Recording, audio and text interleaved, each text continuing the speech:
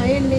గుత్తి దొండకాయ కూర వండుకుందాం. గుత్తి దొండకాయ మసాలా కర్రీకి దొండకాయలని ఇలా చిన్నగా ఉన్న లేత దొండకాయలు తీసుకుని ఇలా కట్ చేసుకోవాలి. ఇప్పుడు ఉల్లిపాయ, పచ్చిమిర్చి బాగా వేయించుకోవాలండి. ఇందులో జింజర్ గార్లిక్ పేస్ట్ కూడా వేసి బాగా వేయిస్తున్నాను.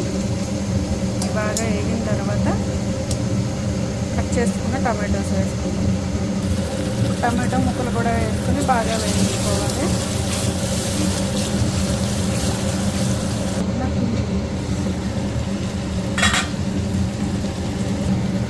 కట్ చేసి పెట్టుకున్న దొండకాయలు వేసుకోవాలి.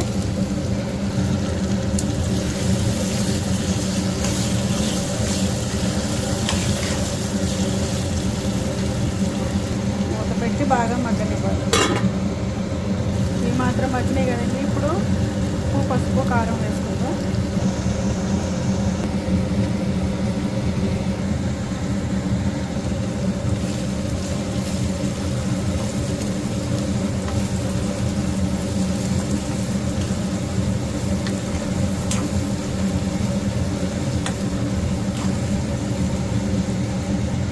వాటర్ వేసుకున్నామండి.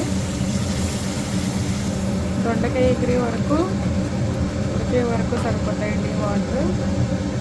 ఇప్పుడు బాగా దగ్గర పడే వరకు ఉంచుదాం. దగ్గర పడింది కదండి. ఇప్పుడు మసాలా వేసుకుందాం. ముందుగా రెడీ చేసి పెట్టుకున్న మసాలా వేసుకుందాం. ఇప్పుడు ఒక 2 నిమిషాలు ఉడకనిచ్చి స్టవ్ ఆఫ్ చేసుకుందాం.